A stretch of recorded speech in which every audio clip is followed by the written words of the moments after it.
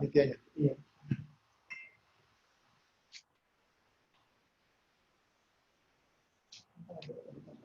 Okay, I'm going to play the video right now. Hopefully, everybody can mute their voice. Thank you so much.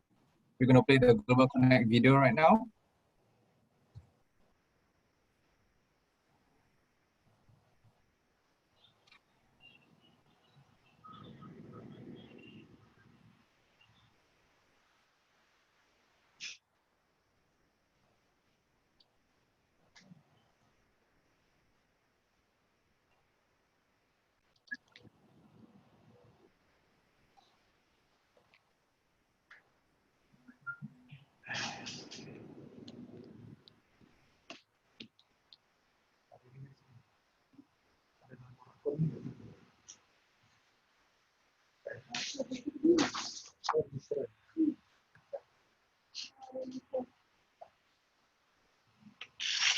Oh, di situ.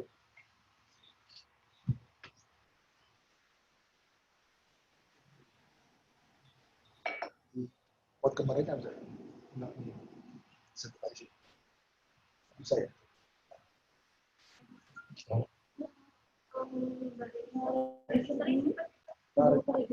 Jadi, register nanti forward kemarin.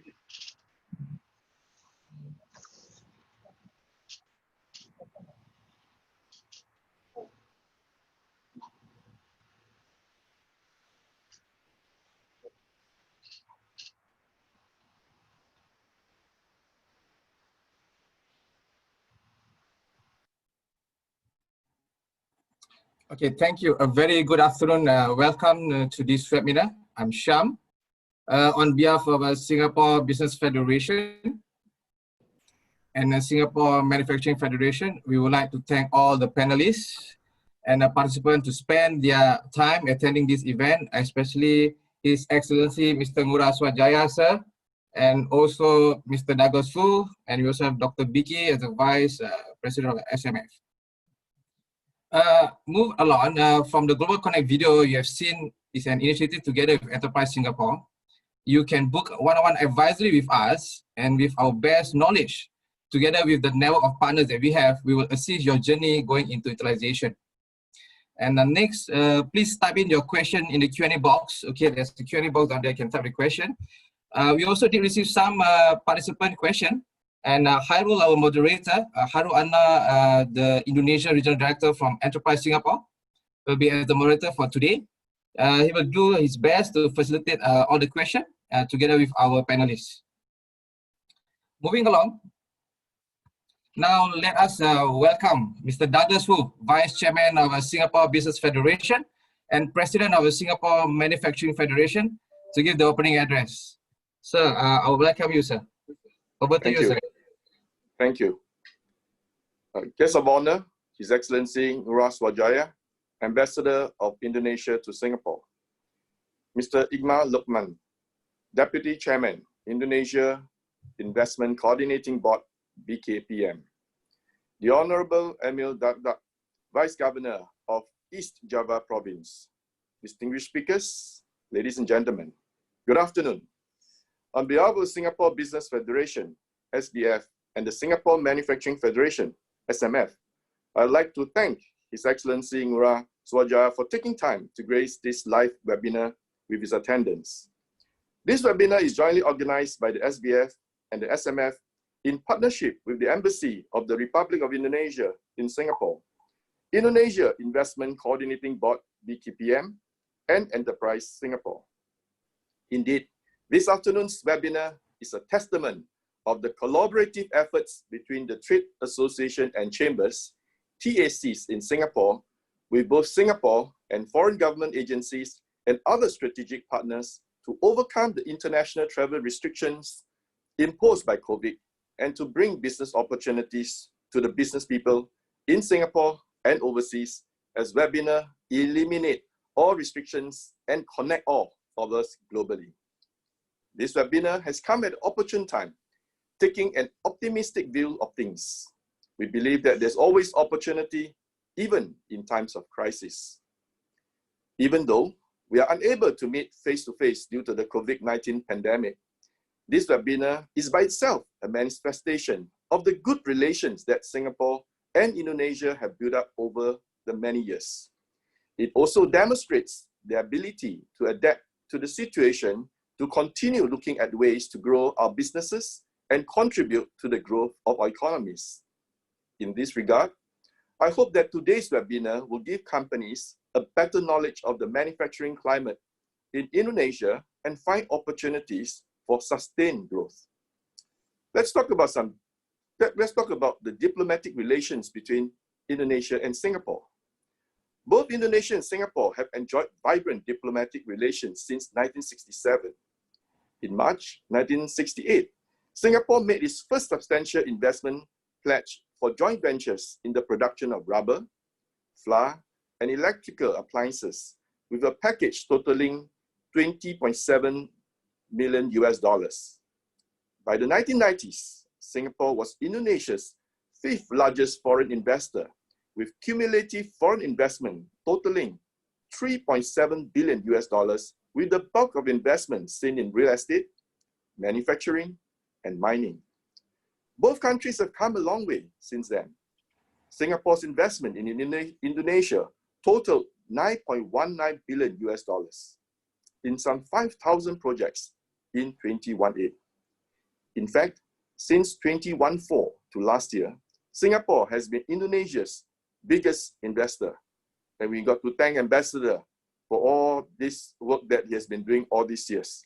It is a testament of the kind of track record that Ambassador have contributed to the close and vibrant economic environment as well. Our nations also reaffirmed the excellent bilateral ties at the 4th Leaders Retreat in 2019. At this retreat, both countries signed an agreement on electronic data exchange to better facilitate and secure trade through the link-up of our respective national single windows. This agreement upholds our nation's commitment to promote a seamless, paperless, and secure business environment for companies engaged in bilateral trade in our respective markets.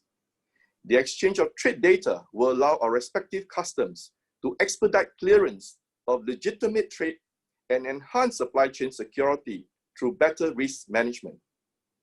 In addition, to further strengthen our cooperation and to help our companies enter into our respective markets with ease, our two countries have signed a range of free trade agreements, or commonly known as FTAs, as member states of ASEAN and with other partnering countries in multilateral country FTAs. One FTA that both countries are parties to is the ASEAN Free Trade Area, or the AFTA. The AFTA, together with the ASEAN Trade in Goods Agreement, ATIGA, commonly known as ATIGA, saw both nations eliminating their intra-ASEAN import duties on almost 100% of their tariff lines. The AFTA also provides protection for investors and investments in both markets. Business enterprises of our two countries will have greater opportunities to pool their respective capabilities and partner together to bid for government projects, leveraging on each other's strengths. Another FTA that is slated to be signed this year is the Regional Comprehensive Economic Partnership, RCEP. This FTA, which involves all 10 countries in ASEAN and 5 of their trading partners, has the potential to bring significant opportunities for participating countries, as it is set to encompass about 45% of the world's population, 3.4 billion, and a third of the global domestic product, GDP, about US dollars 20 trillion. Furthermore, the RCEP will lower trade barriers and improve market access for goods and services, enhance transparency in trade and investment, as well as facilitate the greater inclusion of ASEAN small and medium enterprises, SMEs, to global and regional supply chains. Opportunities, therefore, abound for our businesses and countries to collaborate and expand across new frontiers. Let's look at the investment in Indonesia. Indonesia, with its large pool of young population, with 60% aged 40 or under, has been one of the most attractive countries to invest in for Singapore companies. This is testament to the good reputation that Indonesia has. In a recent survey done by the SMF, some 20% of respondents said that Indonesia is one of the countries they are looking to further explore expanding business relations with.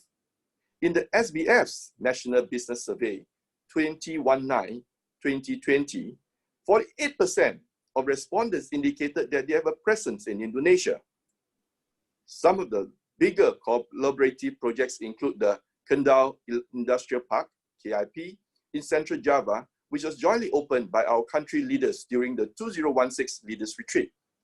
This bilateral investment project, which is within the Jakarta, Bandung, Surabaya manufacturing hub, attracted 59 tenants and over $800 million of investment. As the KIP is designed as a special economic zone, it further enhanced its competitiveness and attractiveness to business and investors through a series of incentives such as tax, fiscal, and custom incentives. Another project worthy of mention is the Nongsa Digital Park, NDP, in Batam, which serves a digital bridge between Singapore and Indonesia, and had almost 800 Indonesian tech talent working for 90 local and international companies as of last year. One of the main reasons arising out of the COVID-19 pandemic, one of the main lessons arising out of the COVID-19 pandemic is the importance of digital connectivity. Today, webinar is one of the examples. Secure digital infrastructures are now more than ever crucial to assist economies to recover and to become more resilient against the effects of future global pandemics. We have therefore encouraged our business community to continually relook their business models and upgrade its digital capabilities to strengthen its business resilience capabilities.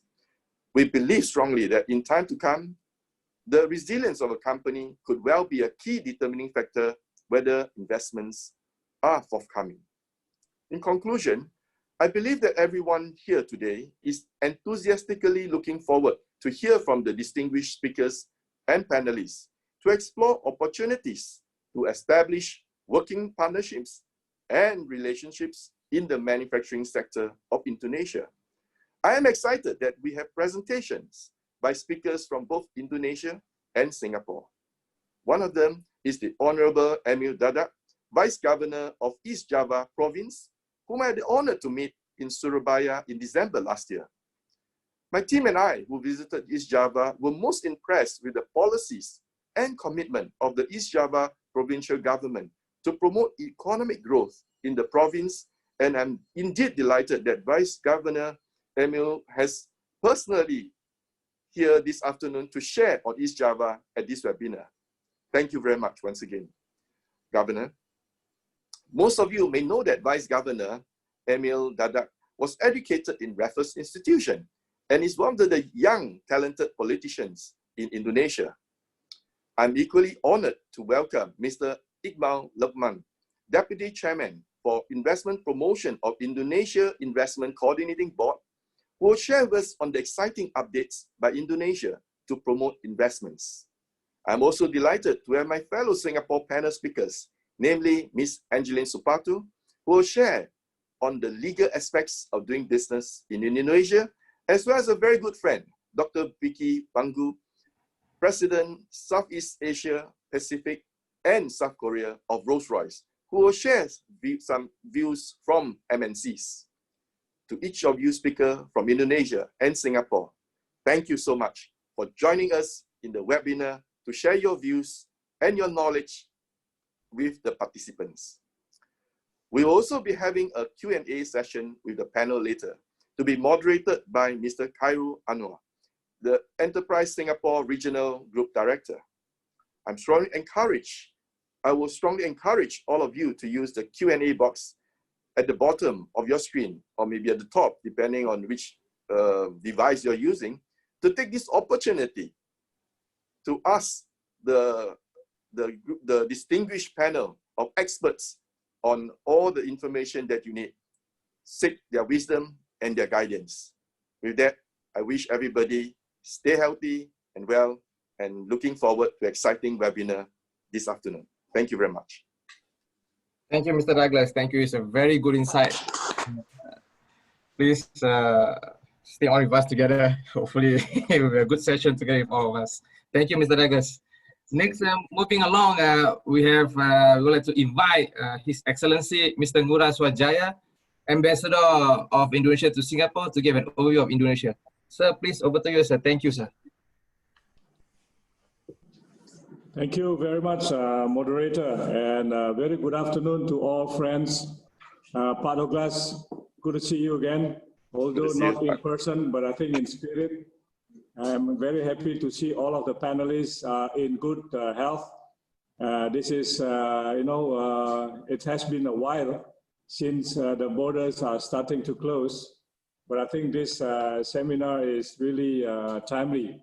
So therefore, I would like to thank SPF, SMF, BKPM, Enterprise Singapore, and also our own colleague at the embassy for organizing this, which is, as I mentioned earlier, it's really timely for us in our efforts to start reactivating again the economy after it has already been stagnant for a while because of our concentration to address this COVID pandemic. We are, I believe we are all have been impacted very badly by the pandemic. And I think I'm not only talking about the public health issue, but most importantly as well on the economic issue. As like the Singapore government has already been doing, I think we are focusing on life and livelihood, which is very important. Although sometimes it is not, it is not two sides at the same coin, but I think this is the challenge for all of the leaders in order to try to address these two issues simultaneously. And of course, when we are trying to reopen the economy, I think we are doing it with indeed an extreme precaution. So with that, allow me to make some presentation on the current economic situation and how Indonesia is addressing the pandemic. So the next slide. So as you see here, I think both the government is doing both curative as well as preventive measures. But at the same time, of course, allocating a large number of resources in trying to address the pandemic. We know that it has already been impacted very badly, the community. But at the same time, we need also to start doing the preventive measures, as well as, this is also very important, raising the awareness of the people. As you know, because the challenges we are facing in Indonesia perhaps a little bit or different as compared to Singapore. We are comprised of so many islands, we are comprised of so many provinces. But of course, the daily, if you look at the daily infection, we are still having an increase in some of the provinces, not majority of the provinces, but unfortunately they are big provinces. But in most of the provinces, the situation is getting, I think the curve has already been flattened and we are able to address that particular situations. So when we are doing this, when we are addressing this pandemic, of course, we are accelerating the autonomy in order to really improve the public health resilience. And I think this is what the government has already been doing. The government setting up the interagency task force under the coordination of the disaster management agencies in Indonesia, and they have been working very closely at the national level as well as at the regional level, at the provincial level, even at the village level, because the issue of the improving the resilience, improving the awareness is also very crucial for us to address this particular issue. So if you look at the economic impacts, I think this has already been what we have experienced in the past couple of months since we announced the first case of COVID. The law in Indonesia has allowed the current account deficit to be more than 3%. Before it was not supposed to be higher than 3%, but then this is, we have an increased allowable deficit up to 6.5%. But, gradually, of course, we are hoping that we will be able to return back again to the 3% by 2022 or 2023. The debt to surface, the debt to GDP ratio is also increased a little bit. But the most important thing is that the government is also allocating extra budget as part of the addressing the pandemic, as well as addressing the social impact of the pandemic, and also providing the stimulus for the Indonesian economy.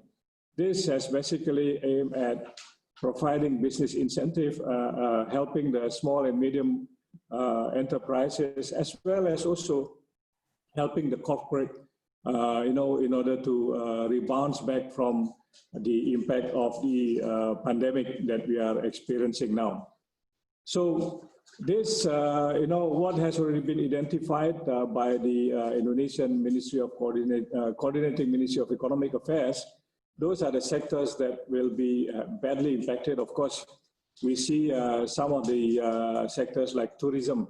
I think this is requiring us for some time to be, returned back again to normalcy. But of course, we are putting in place on how the government is trying to address this badly impacted sectors in Indonesia, particularly the tourism sectors.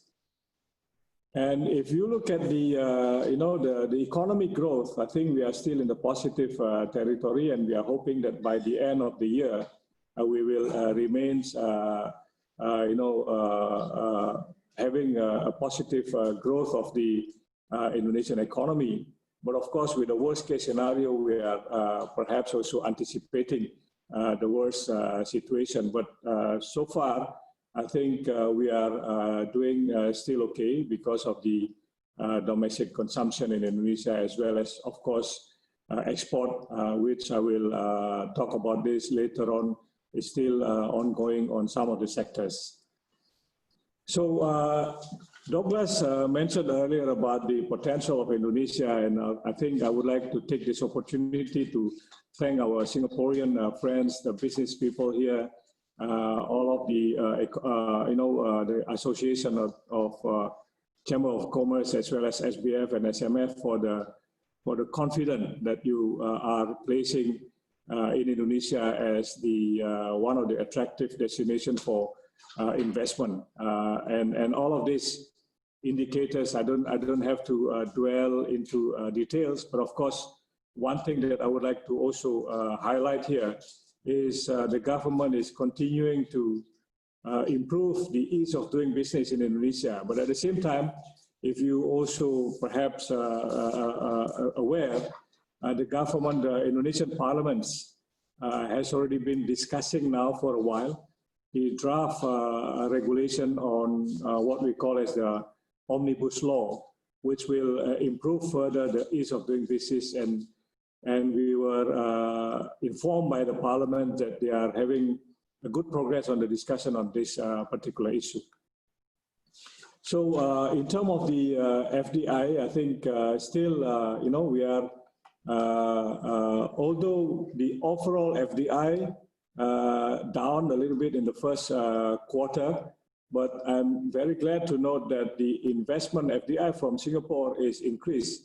If you compare this with the same figure last year, the same period last year. And we also see an increase of domestic, investment in Indonesia.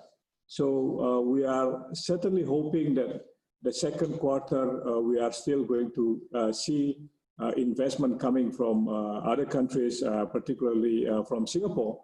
But if you look at the overall FDI to Indonesia, the first quarter, Lukman from BKPM perhaps can reconfirm later that I think Chinese investment has overtaken Japan as number 2 before.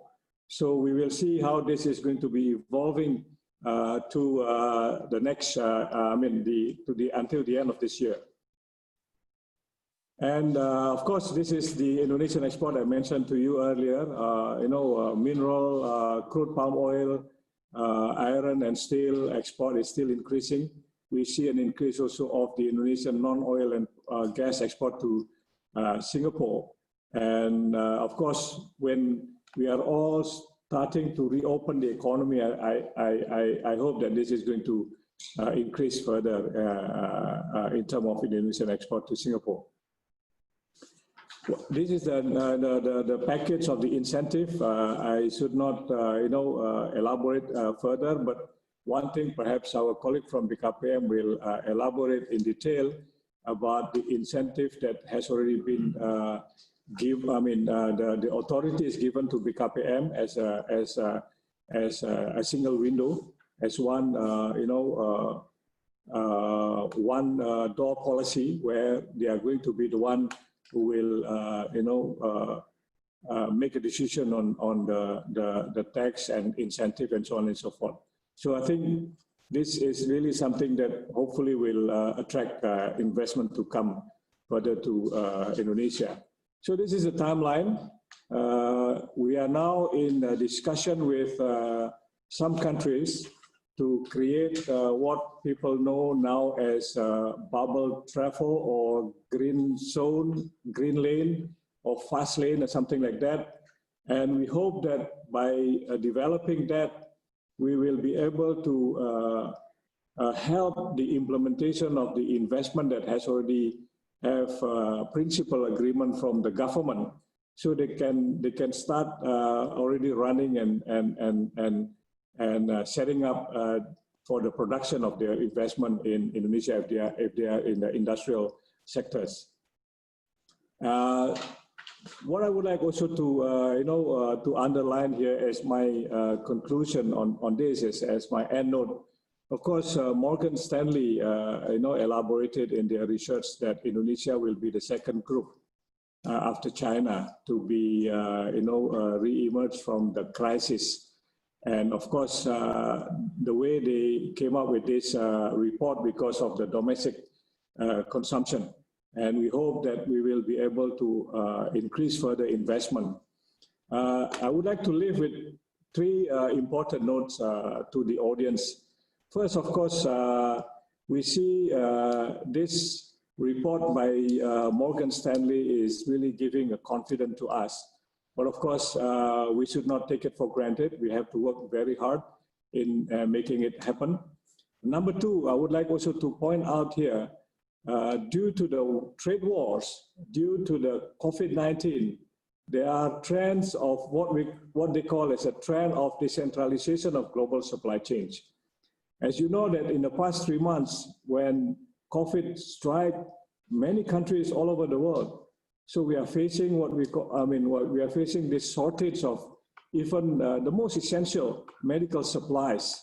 And finally, many countries all over the world know that they are depending only on one big source. I think this gives us really lessons, and this gives us also something to think in the future. And Indonesia would like to be in the picture, to be part of this global supply chains, so then we are not going to face the same situation again when we are facing this pandemic. Of course, when we do this within the framework of the ASEAN Economic Community, within the framework of the ASEAN Single Market, within the framework of the ASEAN Competitive Production Base. So I think this is very important. The third point I would like to make here is, of course, how we are going to move forward. Moving forward, we have learned also a lesson as what we are doing now. We cannot meet in person, but we can still using this technology. So digital economy, automation, Industry 4.0 is something that is very important. And we are certainly very happy to work together with Singapore in this regards. The government has already announced that we will be ready to receive the relocation of the pharmaceutical industries from the US, for example, and they are talking about Batam. Batam can also be ideally in a place here to get all of those industries. And we are very happy to work with Enterprise Singapore as well as all of the agencies in Singapore in order to make this happen. And the last point I would like to make here is, of course, when we are talking about Industry 4.0, we are also talking about e-mobility. And Indonesia is aspired to be the largest lithium battery producers in the world because of the potential that we have.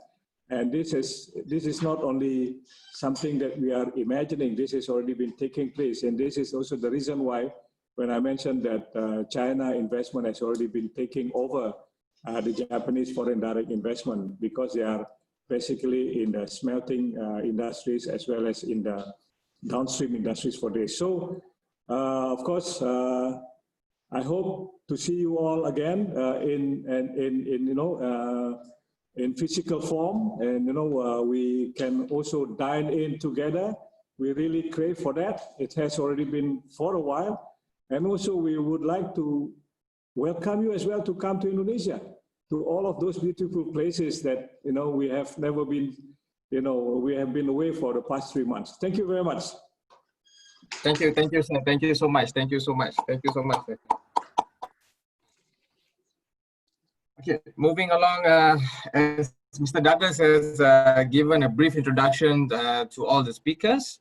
Without further ado, let me introduce the first speaker, Mr. Ikmal Lukman, Deputy Chairman, Indonesia Investment Coordinating Board, BKPM, to give us insight on the incentive and policies for investment in Indonesia. Over to you, Mr. Ikmal. Thank you so much, Mr. Ikmal.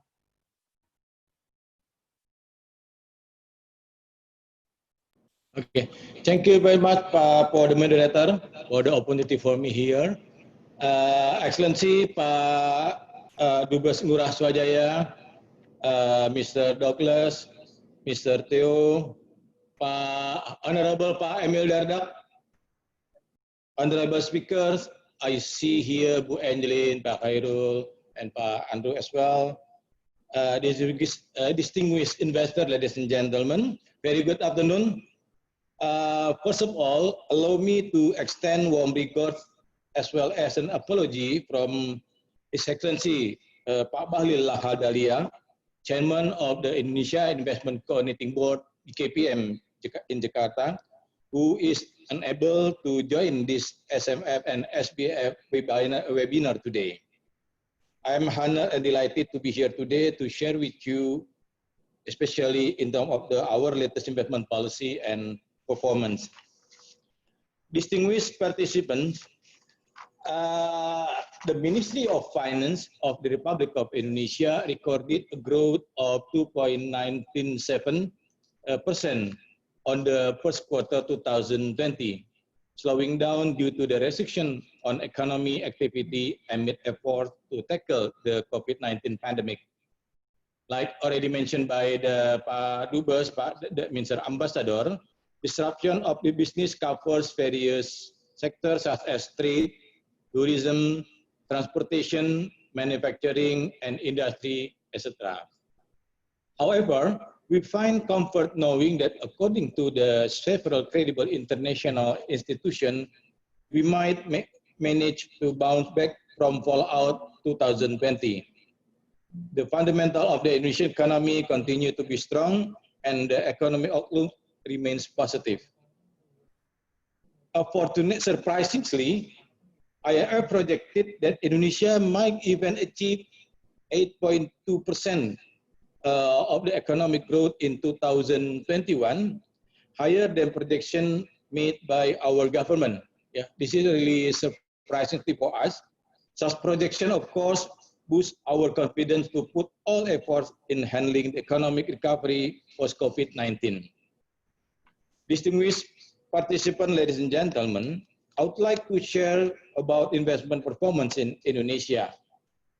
The first quarter of 2020, fortunately, we managed to achieve around 210 billion rupiah, contributing around 23.8% of the investment realization target on this year.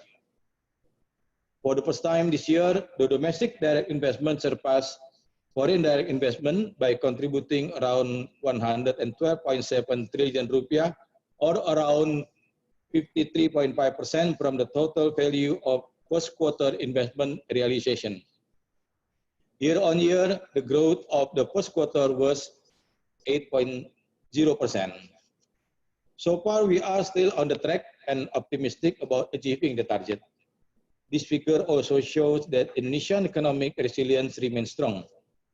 As for Singapore's investment performance in Indonesia, like already mentioned by the ambassador, Singapore remains Indonesia's top foreign investor during the first quarter of 2020 with investment around 2.7 billion, that contributing 40% of the total FDI realization and comprising around 3,006 company or projects. Thanks to the ambassador and also all the investors from Singapore, Indonesia has been listed as the 4th best countries to invest post-COVID-19 according to London Post, which are using 4 unique factors from the World Bank Group. These are our country's natural resources, market, efficiency, and strategic assets. Being recommended as one of the best countries to invest post-COVID-19, Indonesia has proven its commitment to prevent further spread of the virus in order to bring the country back it was. Investment will have several benefits for every country, including Indonesia, such as create more jobs and improve human capital and infrastructure development. Therefore, Indonesia will focus on 5 priority sectors to invest, namely energy, medical device, mining, infrastructure, and manufacture. Investment is expected to become main engine of the economic growth, especially investment in manufacturing sector. Our government believes that the manufacturing sector is vital to increase Indonesia's potential GDP growth and at least maintain the growth in the long run. Developing manufacturing sector is also essential to reduce Indonesia's dependence on raw commodity-based export with the relatively low complexity and linkages to the other industry. It will help create value added in the economy so that Indonesia could diversify its export product. In addition, Indonesia consumer market is largely undiscovered, hence its huge potential. This fact is the key factor for investment in manufacturing or consumer product. Distinguished guests, to maintain this momentum, BKPM, Indonesia Investment Coordinating Board, has operated under 6 key performance indicators. These 6 indicators are the strategies to survive the pandemic as well as to boost investment performance. Among the 6, we are currently targeting the execution of large investment realization. We believe that resolving investment debottlenecking in Indonesia is one of the promotion strategies to attract inward investment by getting the success story from the company. From around 700 trillion rupiah investment realization potential in the pipeline, we managed to facilitate around 409 trillion rupiah, and BKPM is not only facilitating issues from the large investment, but also medium and small investment. We also have identified strategy to cope with the pandemic. To maintain the investment climate, we are aiming to facilitate existing company, which the investment plans have not yet been executed. We also aim to bring new investment. We are also formulating a series of incentives for potential expansion of existing company. As for the domestic direct investment, BKPM commits to support local businessmen and small medium enterprise.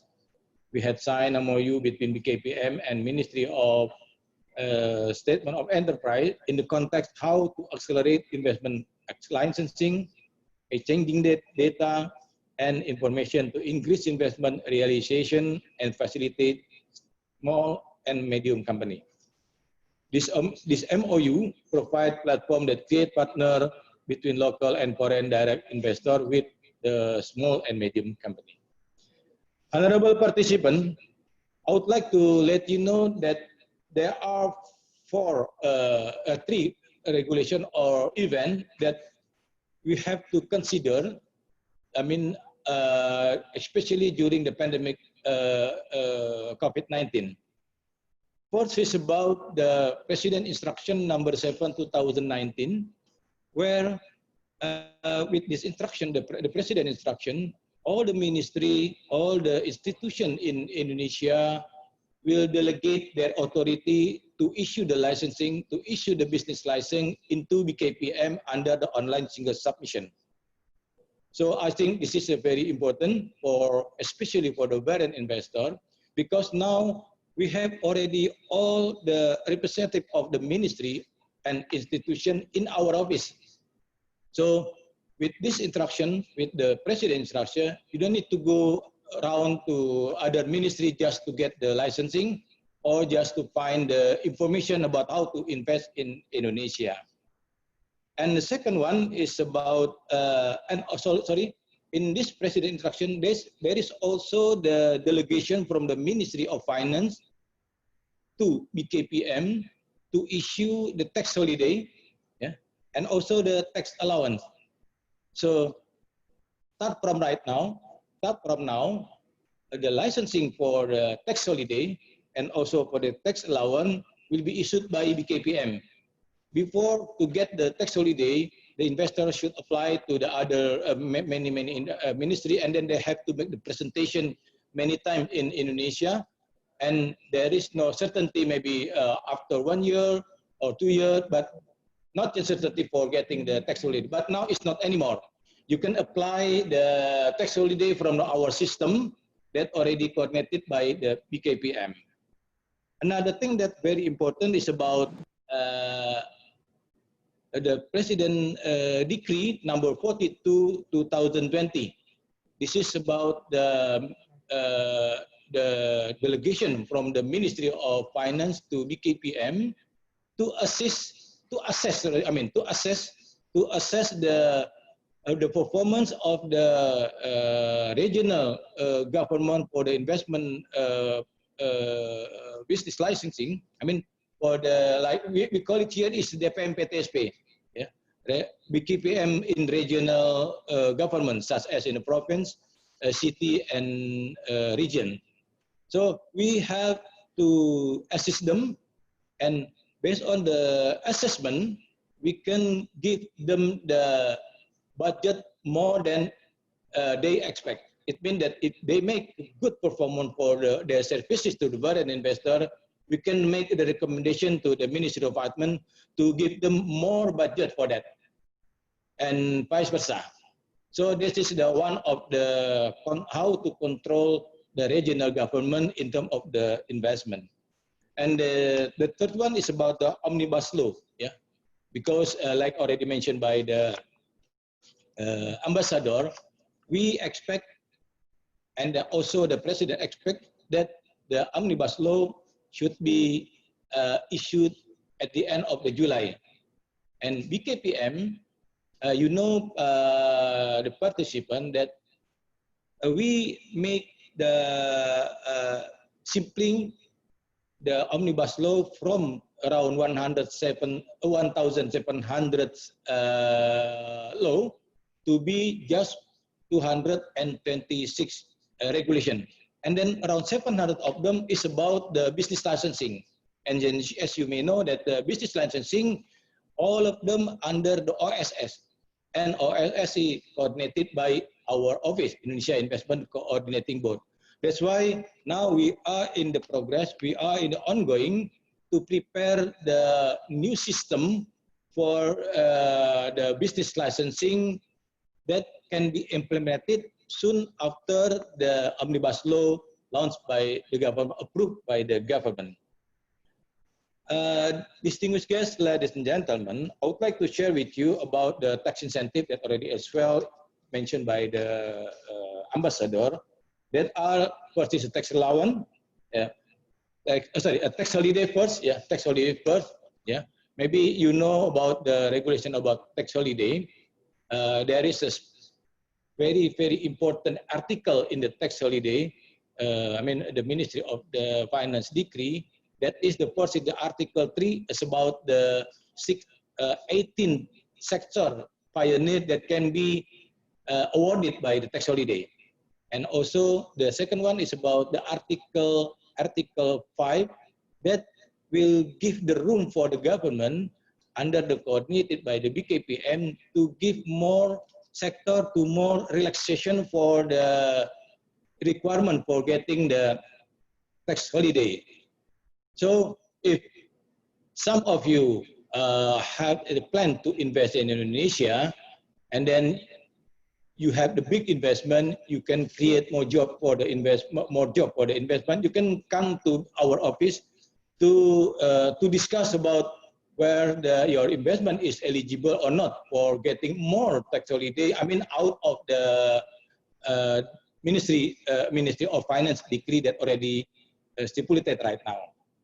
And then also the import duty. This also issued by the BKPM, import duty for machinery, equipment, and also the raw material. There would be the exemption of the duty import and for the machinery, equipment, and also the raw material. And the other one is about the incentive for 200% the deduction of the tax if you set up the training center. If you set up the training center, you will enjoy 200% of the tax deduction, and if you set up the research and development, you will enjoy 300% of the deduction of the tax. So that are the incentive that we generate for the investment, especially for the foreign investment.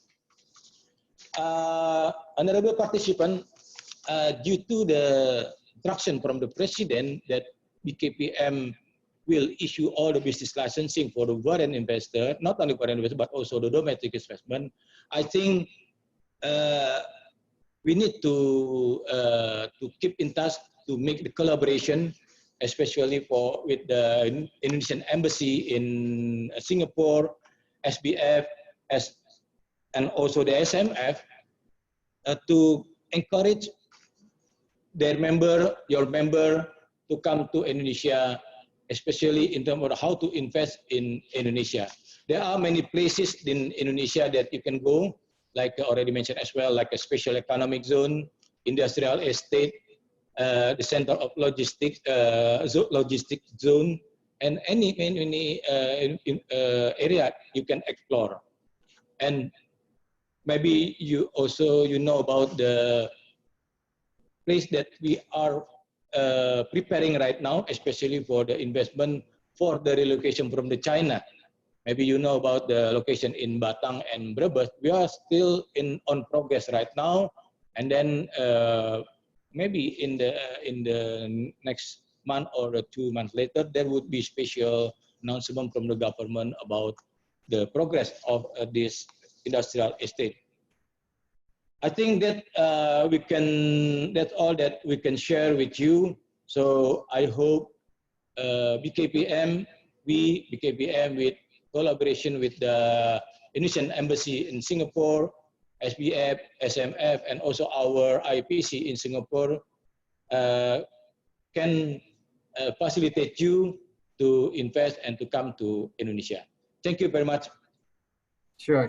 Thank you, sir. Thank you for the very insightful presentation that you give. Hopefully the participant take some good notes that have been given in terms of all the tax policies and the incentive, everything. Thank you, Mr. Ikmal. Next, we move on to the Honorable Emil Elestianto Dardak, Vice Governor of East Java Province, sir. Will share with us the overview landscape of East Java is one of the leading manufacturing hub in East Java. In advance, we'd like to thank you for your attendance on here, sir. And if you need to leave us early, do let me know. Then we'll coordinate on that matter. Thank you, sir. Please proceed with your presentation, sir. Thank you, sir. Yes, thank you. A very good afternoon to all distinguished participants of this webinar, and especially to the Excellency Mr. Ngurah Swajaya, Ambassador of Indonesia for Singapore, and also Mr. Douglas Fu from the Singapore Manufacturing Federation, and all distinguished participants, officials, panelists, and speakers, and moderator. Thank you for the opportunity to be part of this discussion. I think it's very, you know, a lot of us may think that this is not the time to be thinking of doing something new. This is not the time for us to be thinking of growing. This is not the time for us to be thinking of investing. But I think the winners are determined now.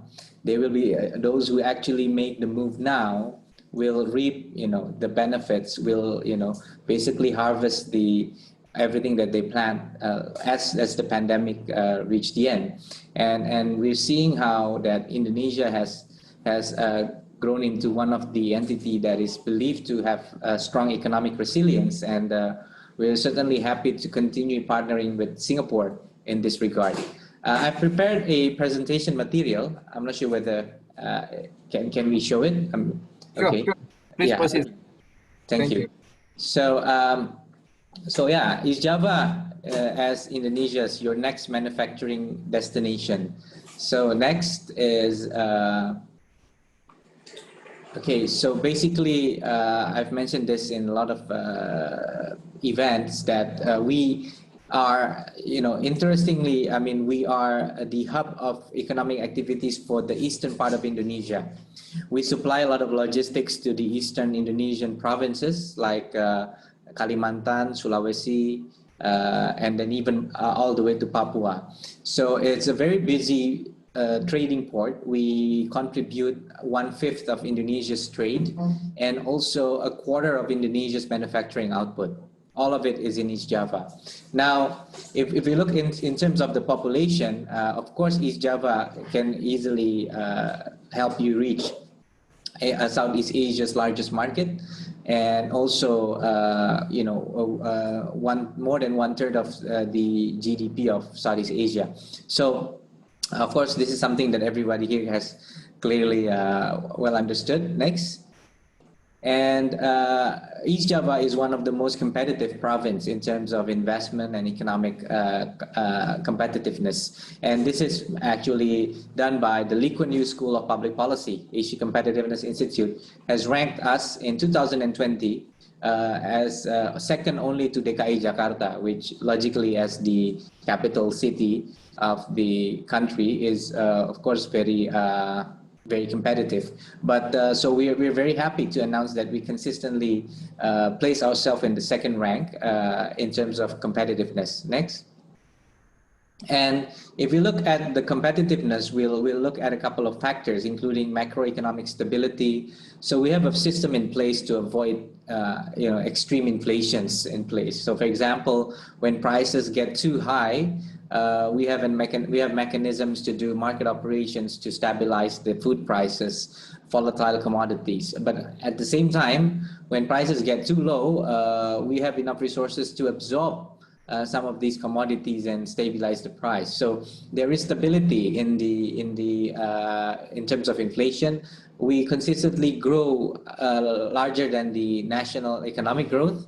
And even in the first quarter of 2020, we recorded a much better growth than the two other provinces, West Java and Central Java. And we're growing, we've grown larger than Indonesia in average. So it was a relief, although I am still wary of what happened in the second quarter because of the pandemic, all the physical distancings and limiting activities. But overall, I'll tell a bit more about this later on. But if we look at here, so the quality of life and infrastructure development, the financial businesses and manpower conditions, government and macroeconomic stability, all of these four factors gave us a very favorable ranking in the LKY School of Public Policy ranking, as well as the World Bank. Next. Now, here is the scores that we can see. regional economic vibrancy, it's interesting to see that in terms of regional economic vibrancy, East Java is a very vibrant region, and it dates back with the fact that as a hub port in Surabaya, long ago I can recall that United States consulate representative told us that the states actually opened trade representative way back before the sovereignty of Indonesia in Surabaya. So Surabaya has been a major port back then, and it affected East Java as a whole to become a very vibrant region in terms of economics. So that's one of the key, and also the fact is we have continuously improved the standard of living and education and social stability. As of last year, in 2019, from March to September, we became the nation's largest contributor for reduction of rural poverty. So that's one of the key achievements that have been made. And in the first quarter, East Java became the largest recipient of investments.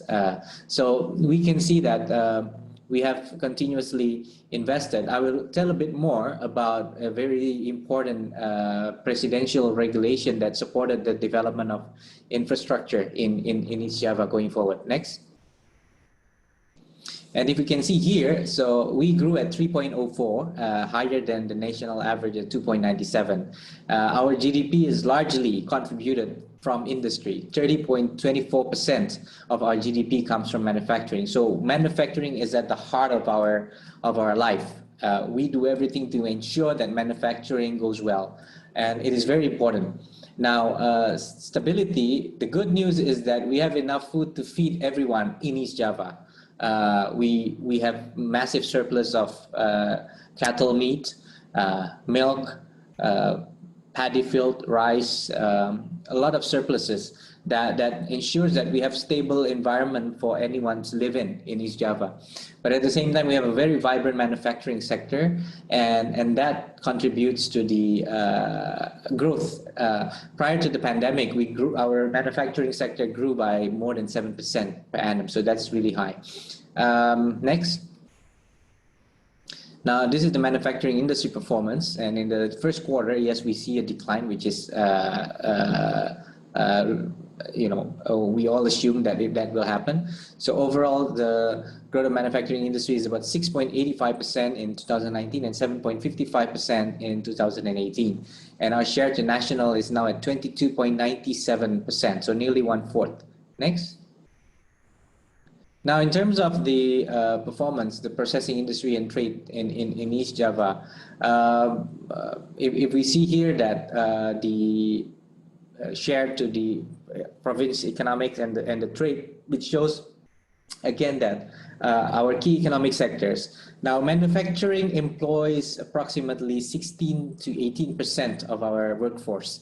So is a big proportion. Is I think the third largest employer in manufacturing. The first is agriculture with nearly 1/3, and the second is trade with nearly 20%. So it's a very narrow difference between trade and manufacturing. So manufacturing is very important. Not only it drives the GDP, but also it employs a lot of people. Next. Now, if we look today, one of the key, if I can tell everyone here, is that we're seeing more and more shift towards enhancing the upstream part of the businesses.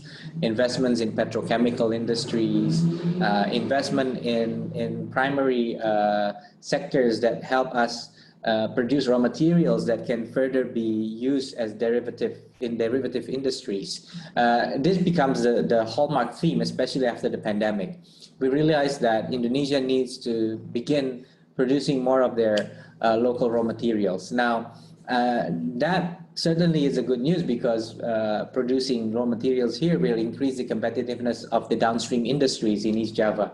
Now, so that's one of the things, because our import has been predominated by imports of raw materials, but the reason why we aren't unlike Vietnam, where we export most of our where Vietnam export most of the goods produced in Vietnam, we have a very large market, so we import goods to serve the needs of our people, and in that process we import a lot of raw materials for that. So that explains why we have that profile of export-import balance. There's a 40% reduction from the previous periods in May 2020 in terms of export and import, but the import decline because of massive because of the decline in the raw material import.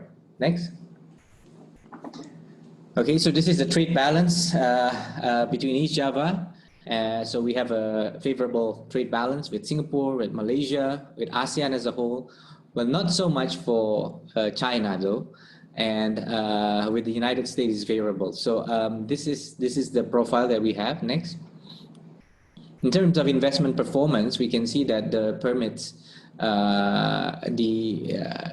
realization of investments in the first quarter of 2020, we scored pretty good in terms of foreign investment, but our local investments have always been much better than foreign investments. So that's why I'm here in this webinar. I hope that all of you in Singapore and all your networks globally can really seriously look into East Java as a very promising destination for investment going forward.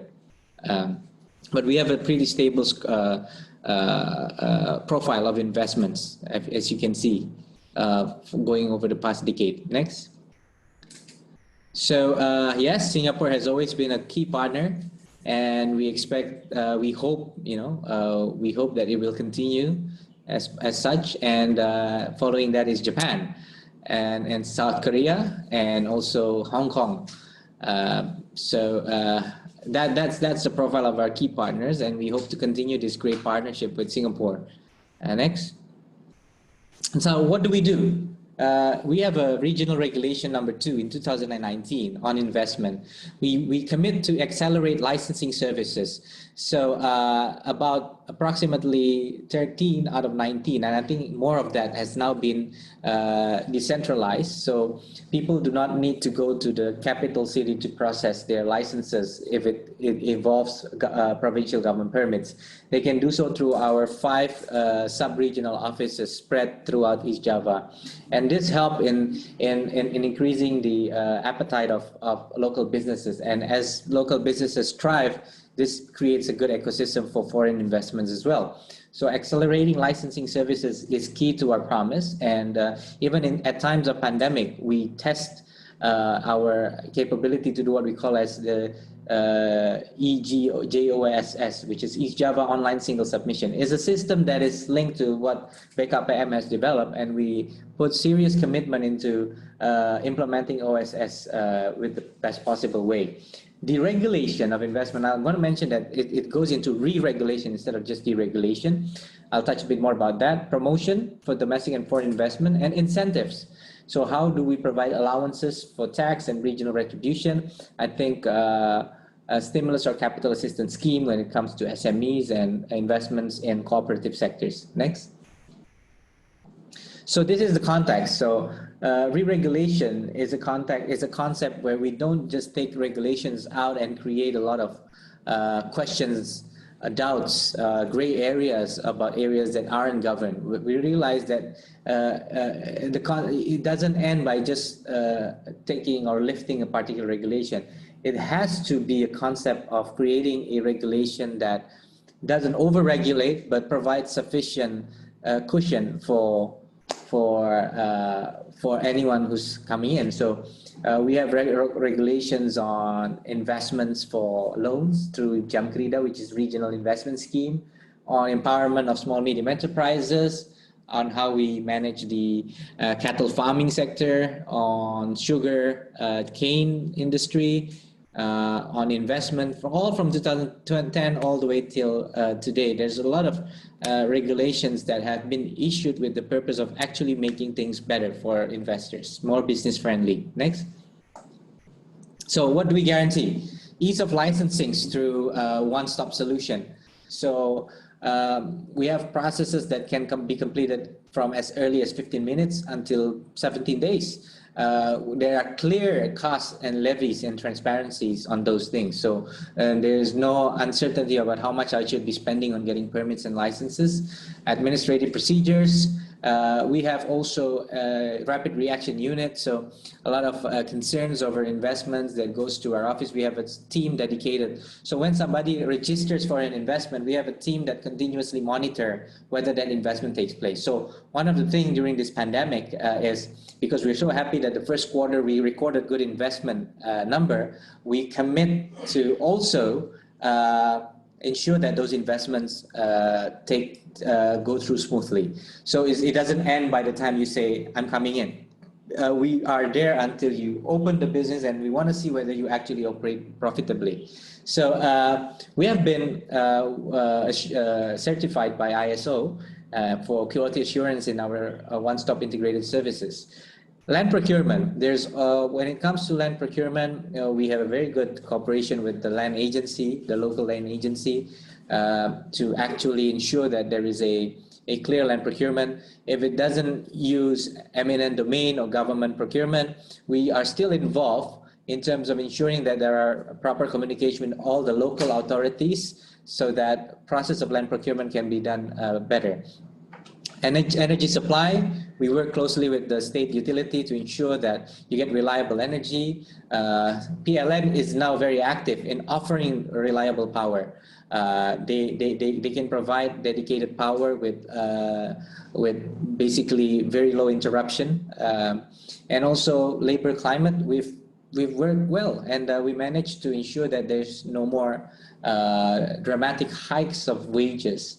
And that gives assurance to investors that, yeah, it's pretty much predictable. So that is a relationship that doesn't only happen now, but in the past few years prior to our administration, that tradition has been maintained, where we have good communication with the labor union, but the labor union also understand that the key to sustenance of their livelihood is the sustenance of the factories, and that open communication helps us ensure that this labor-employer relationship runs well. Next. And it has never gone anarchist. Now, what I want to mention is the president has put a special attention for East Java, and he realizes that accelerating Indonesia's growth is impossible without accelerating East Java's growth. So East Java contributes 1/6 of Indonesia's economy. Indonesia has 34 provinces, but East Java has 1/6 of it. And therefore, we have mapped East Java into 5 distinct zones. And the first one is the Gerbang Kertasusila, which is the major industrial corridor right now. The second is the orange color, is the emerging industrial zone.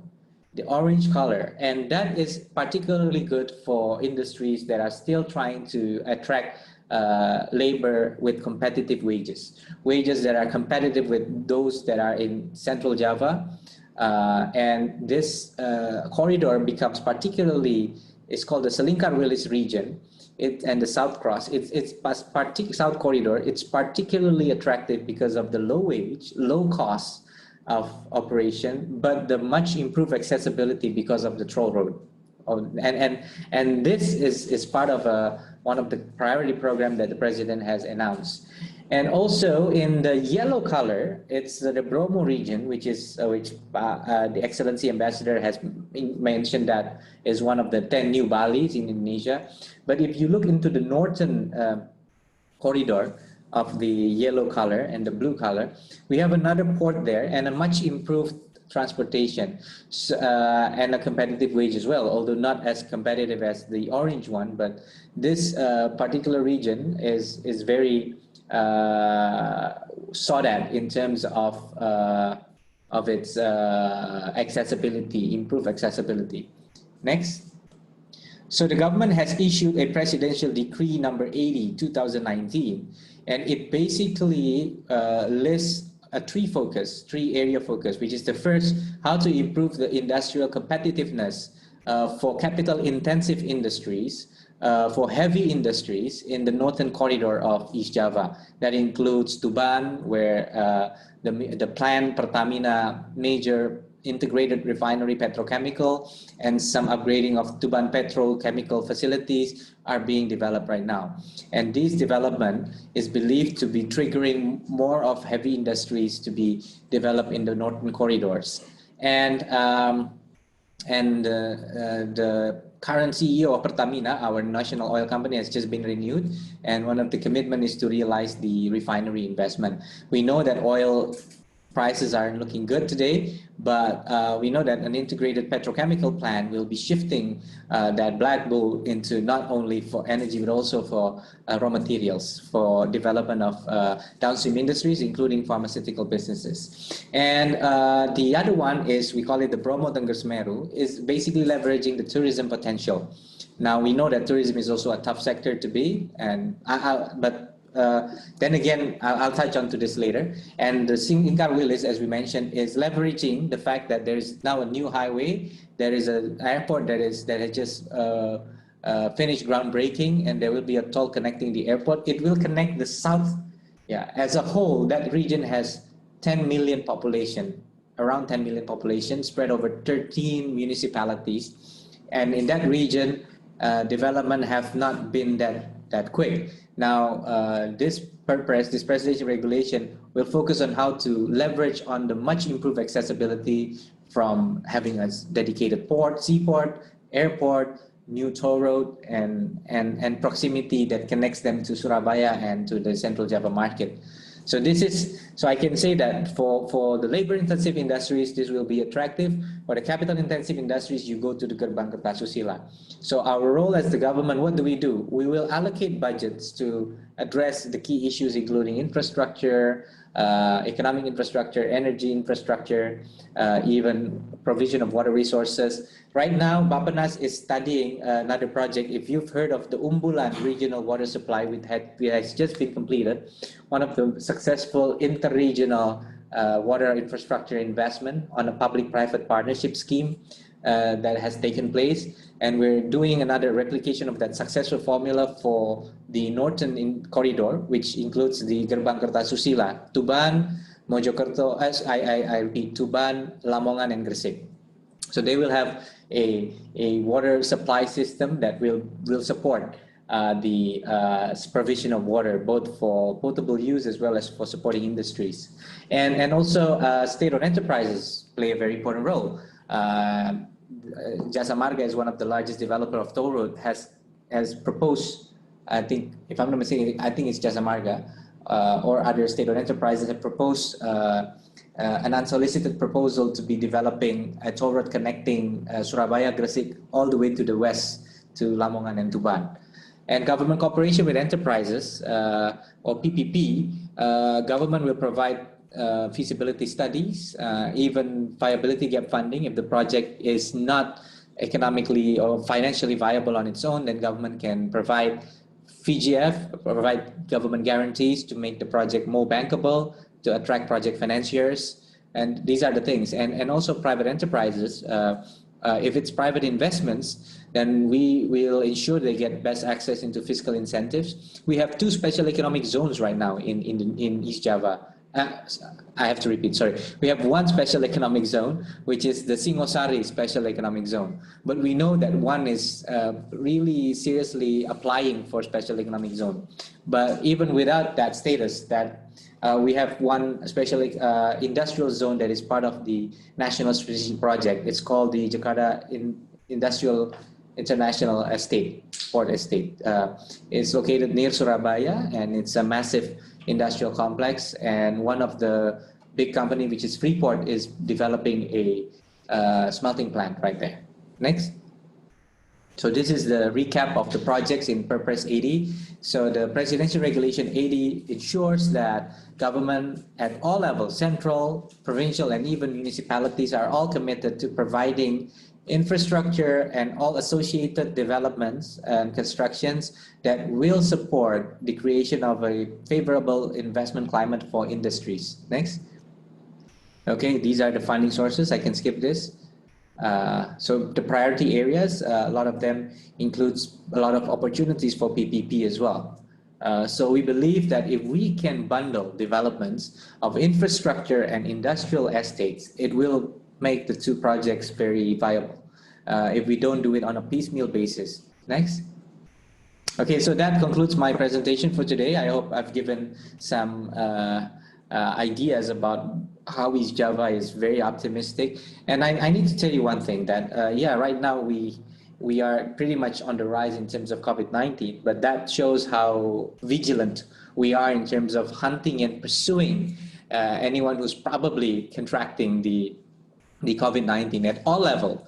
And we've increased our testing capacity 6-7-fold right now, and that's PCR testing, not rapid testing. And then we've increased the capacity because we believe this: when we talk about new normal economy, there is a prerequisite, and the prerequisite is investing sufficiently in medical efforts. So it doesn't mean that new normal means we're reallocating our personnel away. Instead, we are committing our resources, our personnel, our technology, our budget into mitigating COVID-19 risk. We are looking at installing artificial intelligence CCTV to monitor the marketplace, the markets, not the supermarket, but the traditional markets, because that's where even in China we see that traditional markets are getting hit by some of the COVID-19 infections. So those areas we touch. Now, in terms of industries, the good news is factories are probably one of the safest places. I've seen it. Why is that so? Because every day you know who's coming into the factory. It's just your workers, your employers, the employees, the supervisors, the managers. Most of the big factories would be working on a very strict health, safety, and environment compliance protocol. They would be applying quality assurance protocols. And for those that involve foreign investors or foreign buyers, would operate under specific requirements. So when I visit a couple of the factories, I can see very clearly that they have really addressed the key protocols. So adding a health protocol is not a big issue. It's kind of different from traditional markets. You see, every day, everybody, different people visit the market, and it's kind of difficult to enforce the protocol. And some of the sellers, it's a lowly regulated sector all this while, unlike industries, unlike factories. So during this time, I myself, the governor, we visit factories for one big message, that even though we are seriously committed to reducing the spread of COVID-19, but we are also seriously committed to ensuring that factories can continue to operate at this difficult time, and we will help factories to continue to operate. So we don't only penalize, we support factories to continue to operate, but we make a commitment. It does happen in some of, mostly in cigarette factories, because it's a bit traditional the way they operate. But we haven't seen such cases develop beyond. We have much improved testing facilities nowadays. Now people can actually use non-medical masks to prevent spread of COVID-19, and a lot of masks are being produced for that. So lack of equipment or protective equipment are not as much of an issue as it was 3 months back. So the situation is a lot different, and we are optimistic of not annihilating the COVID-19, of course, because it requires vaccine, but we are optimistic that we can bring it to a level where factories can operate with peace of mind. With that, I conclude my presentation. Thank you. Thank you. That's a very good insight, Pak Emil. And also we have a program from SBF called Global Connect, where we can help their journey to utilization, so we might work together for East Java side. Thank you, Pak Emil. Thank you so much, Pak Emil, for your time. Thanks. Okay, moving ahead, we have Mr. Andrew and also Ibu Angeline Suparto. They will give a bit quick summary on how successful to set up and operate manufacturing facilities in Indonesia. Please, Pak Andrew and Ibu Angeline. Yes, thank you, Pak Syam. Warm salutations to His Excellency Bapak Swajaya, Distinguished President Douglas, the Honorable Vice Governor Bapak Emil, Yang Terhormat Deputy Chairman of BKPM Bapak Ikmal, distinguished panel expert and VP SMF Dr. Bicky, and Bapak Khairul, ESG Regional Director. And also a very warm welcome and good afternoon to all the participants at this webinar. It's really wonderful to see so many participants here. Thank you. And thank you SPF and SMF for organizing this in partnership with the Indonesian Embassy in Singapore, BKPM and Enterprise Singapore. My son Andrew and I are very honored to be sharing the platform with such distinguished expert panelists. As we've heard from our distinguished speakers earlier, Indonesia is still poised to be a major manufacturing hub.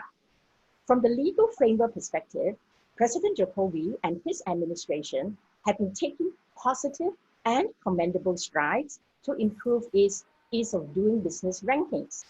Now, Andrew and I will be taking you through an overview of Indonesian regulatory framework on FDIs and touching a little on how to get started. We will also look at some relevant legal issues to take note of, the importance of legal due diligence, and then closing with relevant case studies. Now, upon request, we'll also be happy to provide some additional content on acquisition, joint venture, manpower law compliance, as well as COVID-19 impact on contracts and HR. So just drop us an email and we'll forward the additional materials to you. So with that, I'll now pass it on to Andrew from our Jakarta office, Tua and Suparto, to start on the presentation. And I'll come back again to speak to you on legal due diligence, legal pitfalls, and case studies later. So over to you now, Andrew. Thank you so much, Ibu Angeline. Good afternoon to everyone. Assalamualaikum warahmatullahi wabarakatuh. Shalom. My name is Andrew. So let me give everyone a very brief rundown of the legal perspective with regards to investing in Indonesia. So what we have here is we have the major sources of investment law. First, of course, will be the 2007 investment law. And of course, we have the current prevailing negative list issued in 2016. And of course, the OSS regulation, which is 2018. Now, I would like to quickly touch on the draft omnibus law as raised by His Excellency, Bapak Ngurah, and also Pak Ikmal from BKPM. So basically, the omnibus law will be a law that will address various issues to promote Indonesia as a more attractive investment destination. Okay, so media reports suggested that, hopefully, fingers crossed, we aim to have, the parliament review it in the month of July, and hopefully it will be passed from bill into law soon after. Okay, so right now we have, in terms of entry to the Indonesian market, first, of course, you have a greenfield, then you have acquisition, as well as, and also a relocation as well. So let me briefly touch on the greenfield. So in a sense, for greenfield, incorporation can be completed within 1 to 2 weeks. We just completed incorporation of a company within 3 days. So that is really fast, and it really shows Indonesia's efforts in striving to increase its position in the ease of doing business. So for acquisition, all right, you may want to take note of what Ibu Angeline mentioned before, the legal due diligence, which she will discuss thereafter this. So right now we have a relocation of a manufacturing facility. This is one simple structure chart which we can show. So right here we have the holding company, which is in Singapore. Then the reason why there are two entities is because in a sense, PMA Code 1 can own land and building, and then it will lease to PMA Code 2, which actually operates and runs the manufacturing facility. So in this case, this is actually one of the measures adopted in regards to risk mitigation. And also in terms of incentives, apart from what Bapak Ikmal mentioned about the tax holiday and tax allowance, you can also apply for other incentives such as the bonded zone if you are an export-oriented business. Okay, so in terms of legal and regulatory compliance, there are a few matters which I would like to quickly touch. we have the licenses, we have core, fringe, and specific. So basically Indonesia right now, under the OSS system, licenses can be obtained as fast as 1 day. And so it's a huge improvement, and investors are all very happy with this. Then of course, not to mention that you also need to comply with other mandatory filings such as BPJS, which is equivalent to what you have in Singapore, your CPF, as well as other specific and technical permits depending on the exact line of business or manufacturing sector that you are in. Okay, so with regards to manufacturing facility, you definitely need to have a land and building. So you can think of either purchasing or leasing. So of course, in terms of purchase is more of a long term, leasing is more of a short term.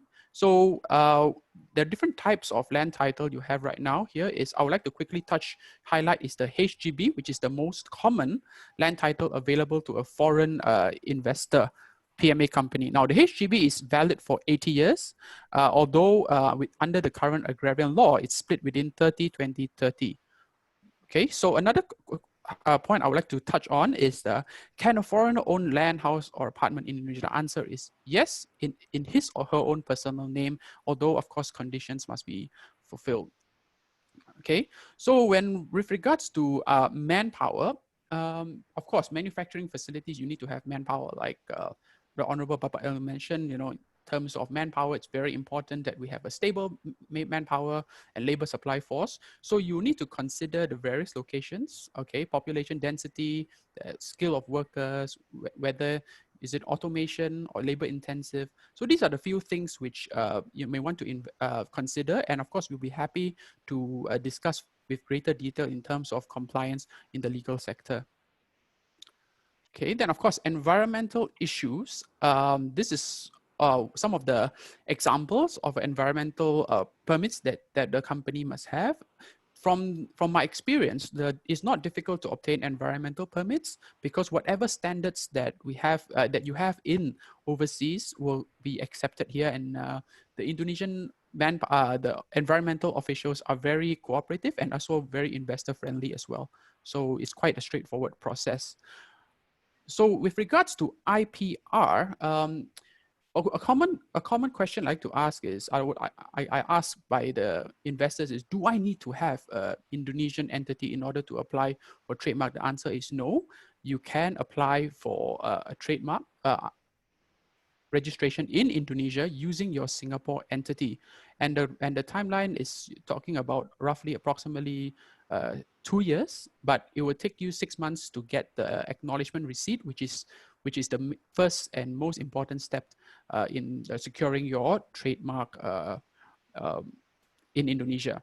So because Indonesia, is under the first to file, I would like to gently highlight that, you can choose to, even though you may not have a intention to enter the Indonesian market at this stage, but you can also submit your trademark application now as well.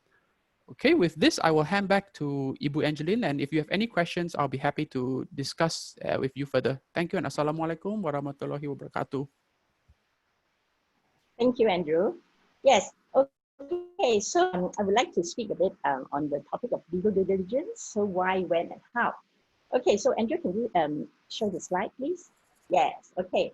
So of course, why you need to do it is, very often in the context of either IPO or acquisition or subscription investment, and then you want to do a legal health check, on the target company, right? So that, you can look at the LDD report and identify any liabilities to third parties and identify any other major red flag issues, and so that rectification can take place, in time before completion of the acquisition, for example.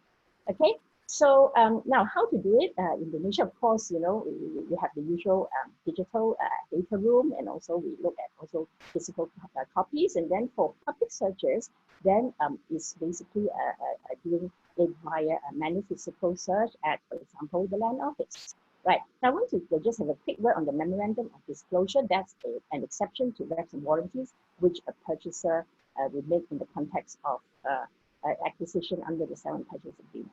Okay, next. Next, Andrew.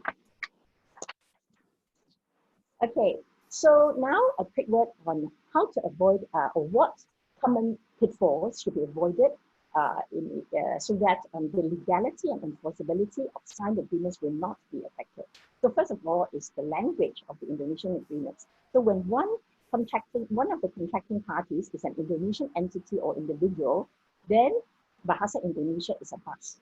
But however, if there's a foreign contracting party, then the agreement can be bilingual, and as to which language prevail is basically up to the parties to agree based on the freedom of contract principle under the Indonesian Civil Code.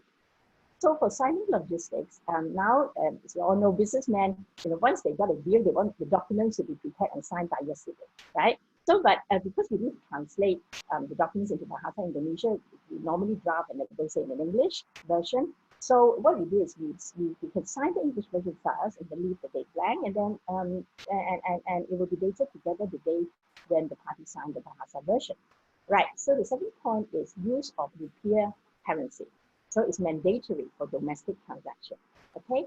Although there are certain exceptions, and sometimes the market practice is that it will be denominated, in foreign currency, but of course the fundamental completion currency will have to be rupiah. Now, thirdly, spousal consent. So what do you think that is? Right, because in Indonesia, we have a rule of communal property whereby a husband will have 50% interest in assets of the wife and vice versa.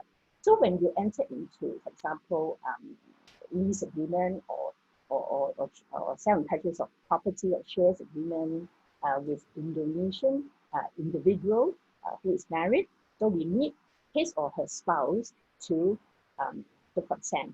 Right. So very often, sometimes, clients will ask me, Ibu Angeline, which spouse to ask?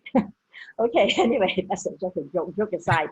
So let's move on to case study.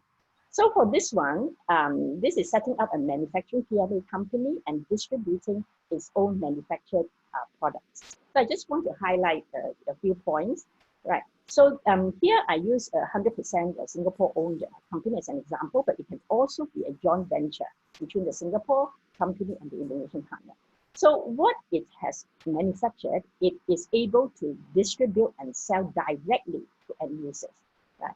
Because under the current negative list, if you are doing distribution, foreign shareholding is capped at a maximum of 67%.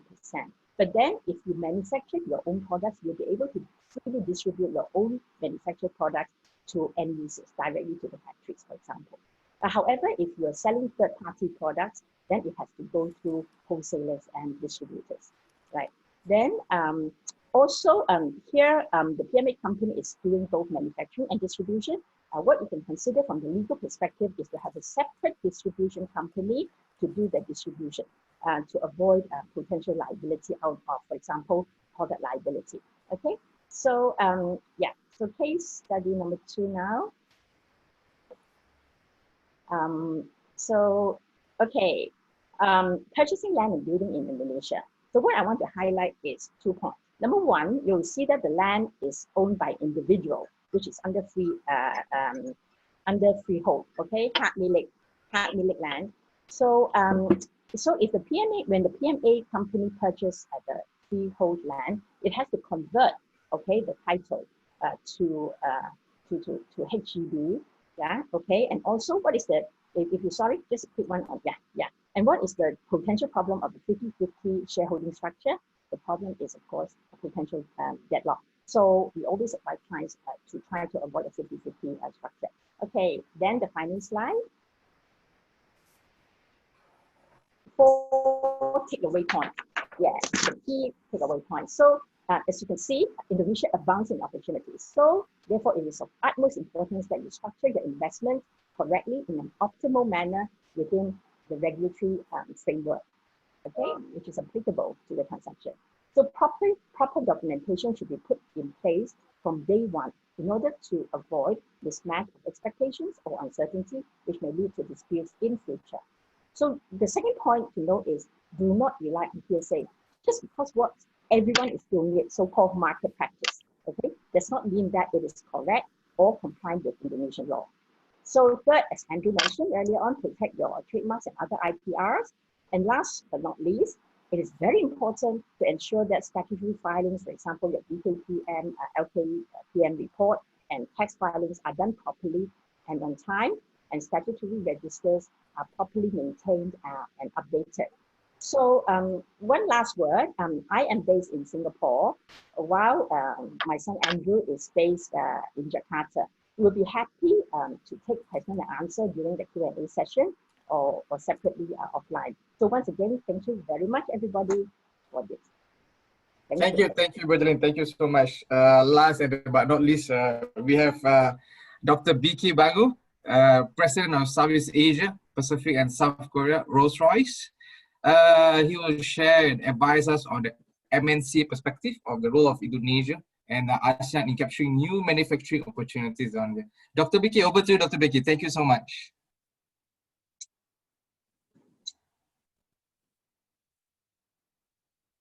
Thank you very much. Good afternoon, everyone. His Excellency, Mr. Ngurah Swajaya, Ambassador of the Republic of Indonesia, Mr. Ikmal Lukman, Deputy Chairman of BKPM, the Honorable Emil, Dardak, Vice Governor of East Java Province, distinguished guests, ladies and gentlemen. Great to be here on the joint panel between Singapore Business Federation and Singapore Manufacturing Federation. And clearly from what we've heard so far, ASEAN is important. It is important because by 2024, it will have a population of 698. And within ASEAN, Indonesia is important, constituting to 40% of that. Now, Indonesia, we've also heard very clearly, has a lot to offer. And it's great to see the government initiatives and the incentives that are in place to encourage more business-to-business opportunities together with the and productive age. And it was also heartening to hear of the quality of HR, which will become increasingly important as we go into the future of manufacturing vision and what companies are looking for when they look to establish relationships and long-term partnerships. And with that, it is clear for many reasons that ASEAN will become the fourth largest economy by 2030. Now, what is also heartening to see is the synergies between Singapore and Indonesia and the significance of the percentage that manufacturing contributes to the GDP, both countries residing at approximately 20%. It is also heartening to see that this doesn't just happen. This is the sort of the focused and the directive measures that the government has to put in place and putting manufacturing at the heart of the national strategy. The way many multinational companies are seeing it is that Indonesia is transitioning to high value and complex manufacturing products, including electronics, chemicals, high technologies, and many of the other examples that were shared earlier on. And this all falls very neatly under the Making Indonesia 4.0 roadmap. If we just take a step back and look at where the global manufacturing is, and I think we are at a stage where companies across the globe are rethinking, and they're rethinking because there's the ones who were past winners may have to adjust as well. There is tensions in the US-China trade war. The cost-saving implications or the measures that were in place for particular geographies perhaps are not those geographies anymore. And Southeast Asia plays a completely new part and a significant part in that area. And more importantly, companies and global manufacturing companies are trying to break the dependency on a single source. And the dependency of a single source, if you haven't got the right protective measures around that, could be at a company level or at a country level. So these are some of the measures that I think we need to sort of keep in mind. And then what COVID-19 has done is accelerated some of those initiatives that companies have been thinking about when they look at how to have a resilient supply chain strategy or a resilient manufacturing strategy. And when we look at COVID-19, we are all clearly aware of the impact that the manufacturing and supply chain has had over the last few months. Companies require both a short-term and a long-term strategy. You could have got away with one in the past, and the short-term is more about the survivability of companies as the global demand has dropped quite significantly. and the long-term strategy, it is about how to position yourself into the future world, which is going to change very significantly for many of us. So it's about bringing strategy and sustainability into the same conversation. What we have also seen, and in particularly supply chains that we're dependent on and our partners are dependent on, are the companies and the supply chains that are invested in digital and digital capabilities have been able to ride through the storm. So the sort of the initiatives that we're progressing here in Singapore on smart manufacturing, the initiatives that we're seeing in Indonesia, making Indonesia 4.0 roadmap, is very, very relevant and positions us with strength. It is at a place that companies are looking to strike a balance between geopolitical situations that we're facing and geological. And geological becomes really important. Proximity becomes really important once again, which actually, if you think about the way smart manufacturing was progressing just a few months ago, it was almost, it doesn't matter where in the world it is. It was almost actually, as long as you have a digital and a data link, you will be able to sort of connect and have a very strong partnership. But when it comes to manufacturing, there is an end product. The end product does need the considering on the point-to-point, so whether it's FTAs, that was also mentioned earlier on, between the geographies, or whether it's logistics, and how do we get the product from one place to another, from the manufacturing to where the market is. So geological implication starts to become more and more prominent. And our proximity between Indonesia and Singapore just makes this such a fantastic low-hanging fruit as we try to think about what the position of future manufacturing might look like. So when I think about smart manufacturing and looking at the rethink, let's not forget the elements that were significant in the past continue to be significant. Technology and investment in technologies is still important. The drivers of increasing productivity and capability through skills and people remains important. You know, the IPR was mentioned earlier on, a clear line of sight, because there will be a huge amount of IPR that will be developed in the years to come. There's a significance of the 24/7, there's sort of the lights out type facility, the precision engineering, the quality, reliability, delivery, responsiveness, all of those have not gone away. They continue to be really important. But what we are going to see is, against all of those, a digital thread that is infused through the operations. And this digital thread will go from one geography to another. It will go between the consumer and the supplier. And this now really starts to matter because logistics start to matter again. Because in the past, we were almost thinking we were independent of geographical locations, but I think that may not be so much the case. And I think it may not be so much the case that we can only be reliant on one source, and those all eggs in one basket syndrome has become very visible to many organizations. The ones who have sort of managed their risk and redundancy through a focused and a deliberate resilient strategies, through a focused and a deliberate investment in technologies, have been the sort of near and short-term winners. But if you look at the supply chain for tomorrow, there's quite a few initiatives that I think is going to propel. The supply chains is no longer a supplier and a customer relationship. I think the supply chains, even within the network of supply chains, will start to be a lot more connected. They will also be cognitive. And what I mean by that is they'll acquire knowledge within their own setup and with the setup that's around them as well, within the ecosystem, and be able to adjust appropriately. They'll be comprehensive because they'll be able to understand what the supply and demand looks like and how one needs to adjust. They will collaborate with each other. And all of that, you can see, is really unlocked by digital and digital connectivity. And then the threat, as soon as we sort of talk so passionately about digital, is the cyber protection. And that would also be something that we need to start thinking about, especially when we start looking at promoting more and more partnerships across geographies. So there are lots of enablers. The government play a key role, and it's very heartening to see the measures that are already in place. and how this is part of the national strategies in both of our countries. It is a long-term focus. When companies look at investing in countries, they look for long-term sort of sustainability and long-term focus as well. The ecosystem becomes increasingly important. Our experience here in Singapore has been, for example, the industrial parks that we have in Seletar, having the right tier 1s, tier 2s, tier 3s all working together in one network. It doesn't matter that they're competition. Actually, it strengthens the position of being there even more. Industry is collecting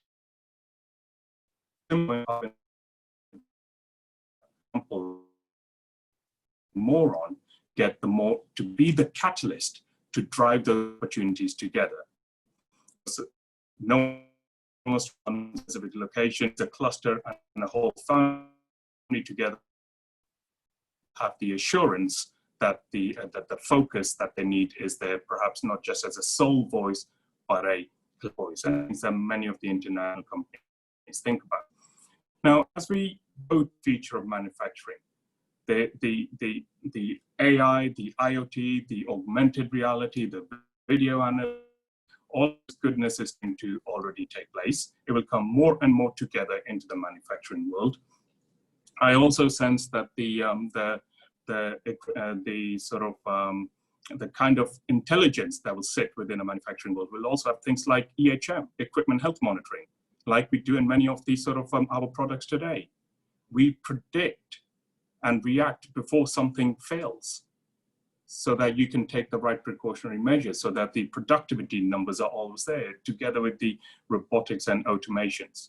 So what I'm seeing here today is fantastic to see the focus on the government to government and the trade associations and trade to associations between Indonesia. Lastly, to the President Jokowi's office, which has a strong focus on promoting Making Indonesia 4.0, led by the Indonesia Ministry of Industry Vision. I think it is also heartening to see that there's more of a focus on SMEs. It is no longer a position of trying to get the sort of the tier 1s in place. Actually, the winners are those who can encourage multinational companies to work with SMEs, because that's how you sort of translate and feed into the wider ecosystem. And then obviously the opportunity between Singapore and Indonesia is significant in many ways. And the talent, digital capability that I talked about earlier on, that's very prominent. Back to what I started the sort of presentation on, which is the proximity matters. We have this as a low-hanging fruit, and it is the people that will drive this together, and the focus on the ecosystem, on developing skills that we're doing in both countries will make the smart manufacturing and the future of manufacturing and that future partnerships that is much more secure and sustainable, much more alive. So I'll stop there because I'm very to take the questions that we might have coming up. Cool. Thank you, Dr. Bicky. Thank you for your advice in the MNC perspective. And now we go on with the Q&A session. Will be moderated by Mr. Khairul Anwar. Please, Mr. Khairul. Hey everyone. So I think we've gone on a little bit for time with the presentation. So I think I'll shoot straight into the questions. Maybe we'll start off with. I wanted to start off with a question for Ambassador, but is Ambassador there right now? Okay, maybe let's do a swap and let's start off with Ikmal from BKPM. We've got a lot of questions in the Q&A box on sort of the supply chain reconfiguration and its impact on Indonesia's investment strategy, right? So Dr. Bicky was talking about distance and the risk of geology, but I think one thing that we can note that was positive for Indonesia, even during the worst of COVID, was that Indonesia worked pretty hard to keep the goods flow open, both in terms of physical flow of goods via sea and also via air to some extent. So I think that was a positive consideration for investors. So the question I have BKPM will be, as Indonesia looks at the competition for reshoring manufacturers between Indonesia and some of the other Southeast Asian economies. So what's the game plan? What's the game plan there? And how does the omnibus laws, which was earlier talked about, which was supposed to make Indonesia more competitive, how does that factor into the discussion post-COVID?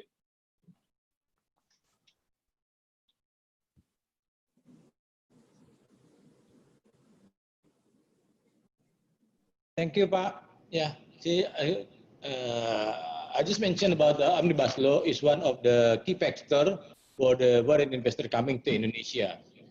The principle of the omnibus law is how we can support the foreign investment into Indonesia. And maybe in the future, after the omnibus law, there is no more about something like a negative list, yeah, because they can before. The base of the negative list is the discussion between the stakeholder, like a government company, and also a government company, and also the labor, to discuss about how to create the conducive investment climate in Indonesia.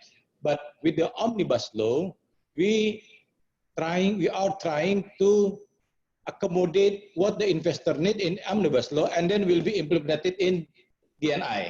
Yeah. Mm-hmm. So we changed the paradigm. Yeah, because omnibus law is the father law of all the law in Indonesia. Yeah, especially in terms of the investment. So, mostly 700 of the article in omnibus law is about the business licensing, and then this business licensing will be implemented with the government regulation, and then will be executed by Indonesia Investment Coordinating Board under OSS.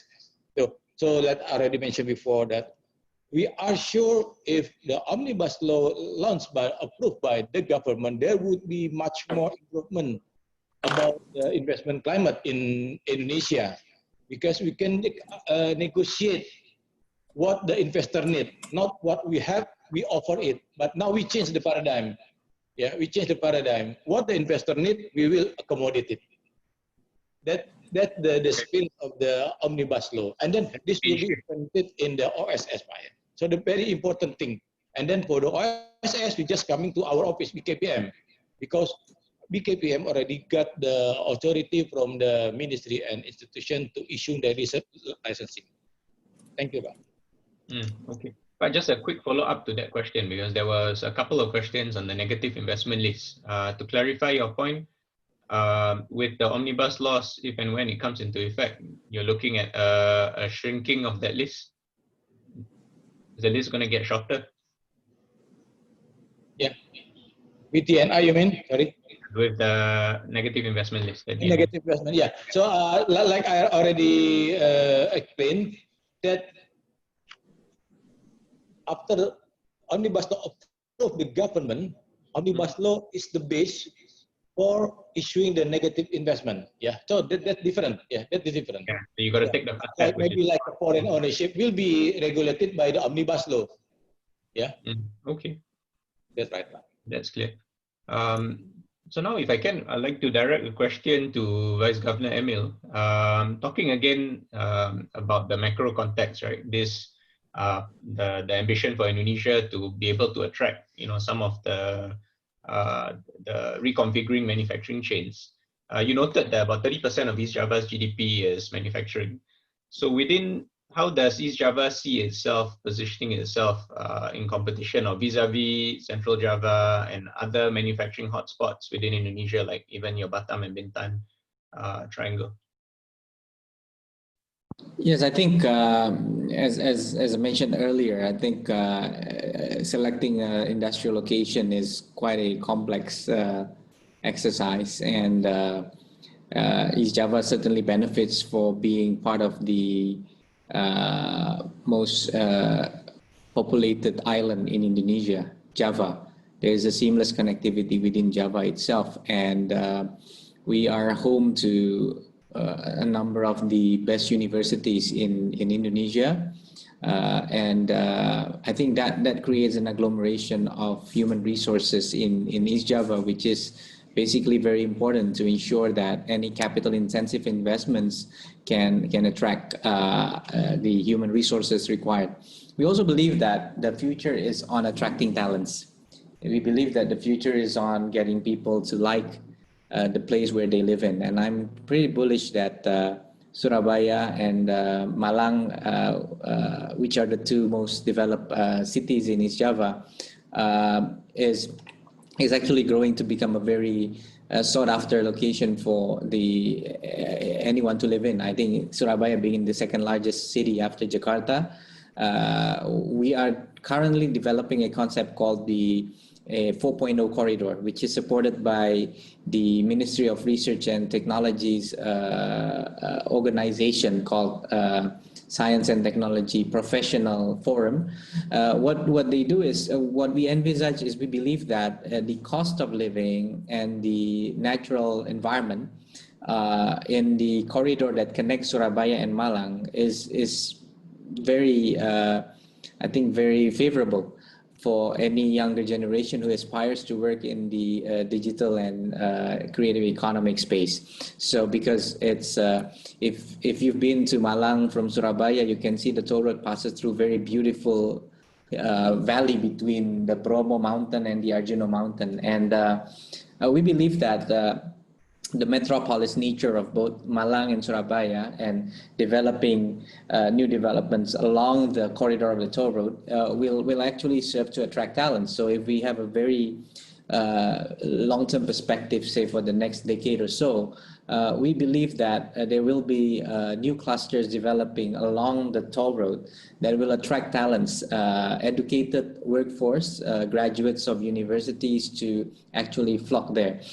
Second is, we believe that we have a pool of talents at the level of high school graduates that we will continue. We believe that next, I think, instead of just pursuing university degree, there will be a sweet spot for laborers who need niche qualifications, training certificates that allow them to operate CNC equipment for, CNC equipment for customizing metal-based casting and so on, doing operating computer-aided machines and so on, that we believe these highly specialized training programs will be the future of anyone graduating from high schools. And we are currently integrating that. And as we speak, we are ready. For example, we're working with the Welding Institute to improve the quality of our welding programs in our called BLK, which is labor training centers. So vocational training centers that provide 3 to 6 months program.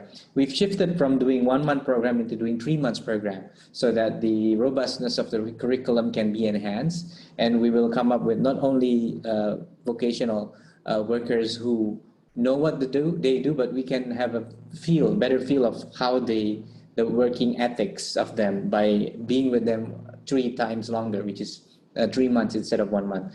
This is just a feel of how being an investment destination is a combination of putting in the right program and having what is inherent with us. What is inherent is the fact that we have been the center for economic development in Indonesia for such a long time, over the past century or even more. We have one of the most arable land in the country. Food is plenty, and also we are part of the Java Island, which is getting increasingly interconnected with the Trans-Java Toll Road and the planned Jakarta-Surabaya semi-rapid railway. And this I think on its own creates a very attractive factor for talents to live in East Java, and in doing so, it will also attract businesses to locate in East Java.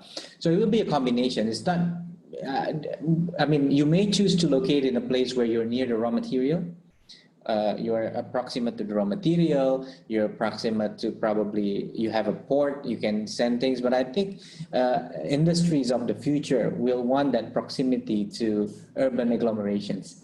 to places that have the vibrancy, that you can attract talents all over the country, all over the region, for example, to fly there easily, get in easily. So we combine that both. I mean, providing, we have one of the best hospital in Eastern Indonesia. It's called Rumah Sakit Sutomo.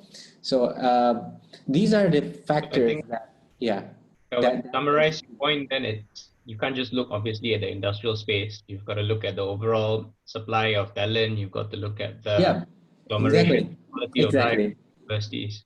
I've been there quite a number of times. Surabaya definitely has a very different vibe from Jakarta and West Java, so it will attract or be attractive to a very interesting pool of talent.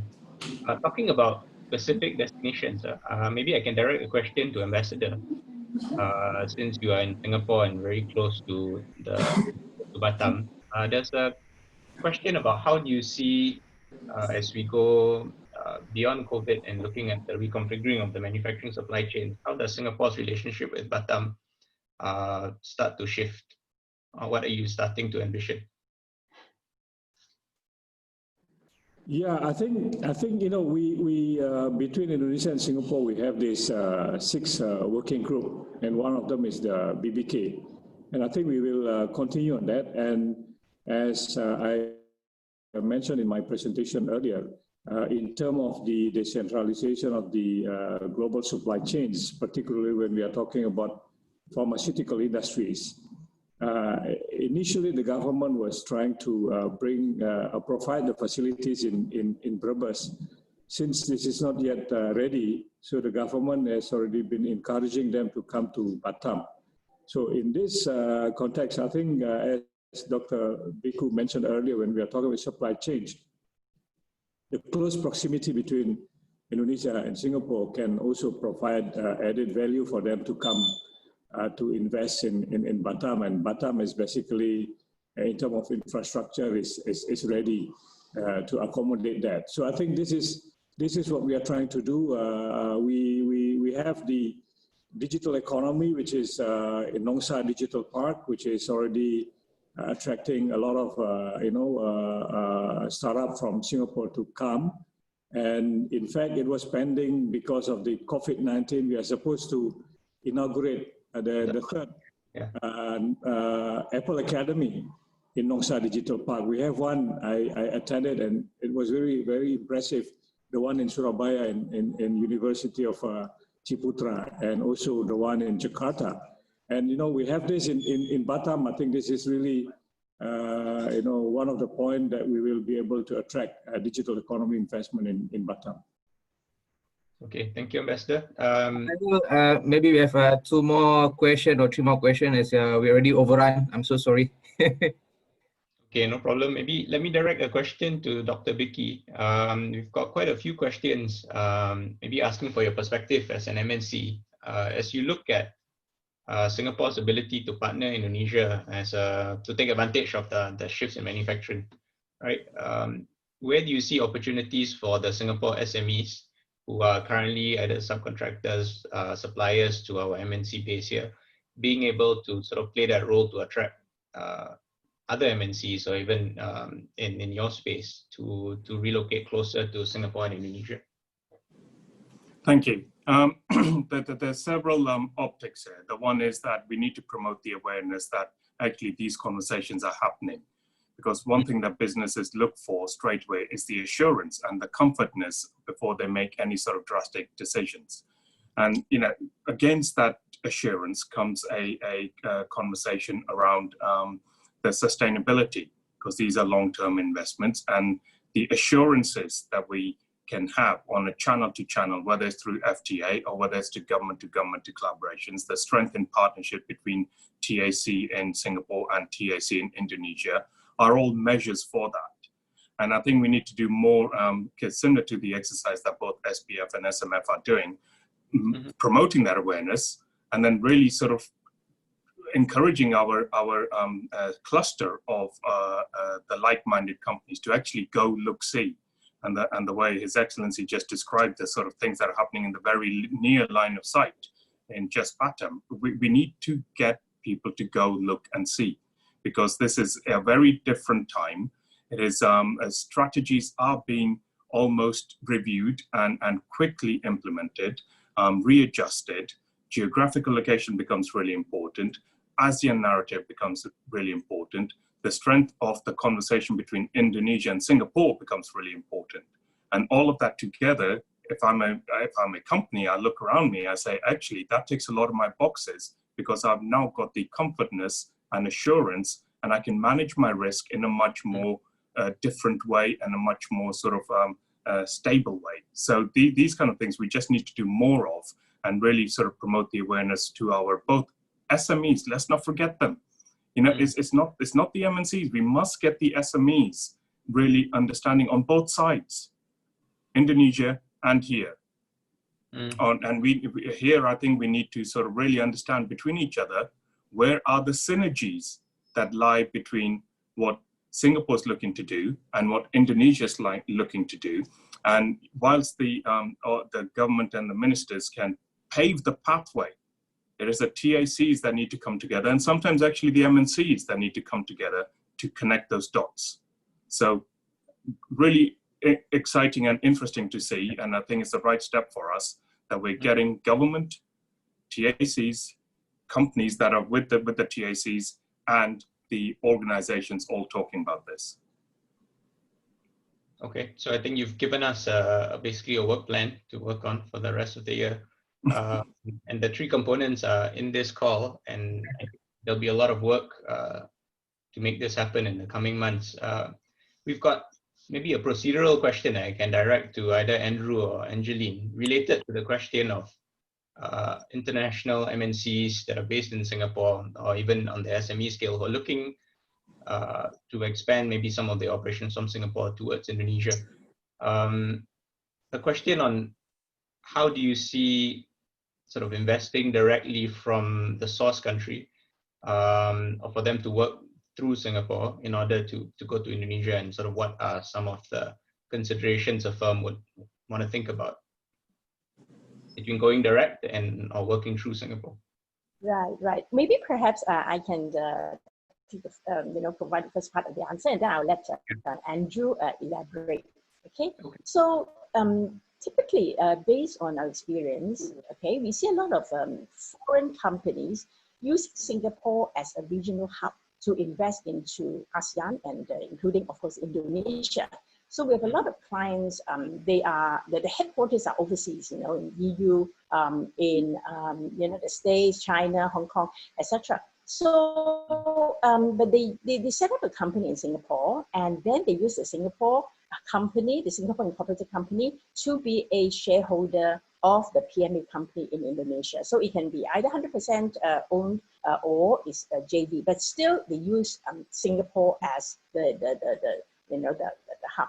Okay, and then because of the double taxation treaty, so there's also advantage to use a Singapore Incorporated Company because of the reduction of the withholding tax on interest and other fees payable from Indonesia to Singapore. So, and maybe Andrew, you would like to elaborate a little bit more on this?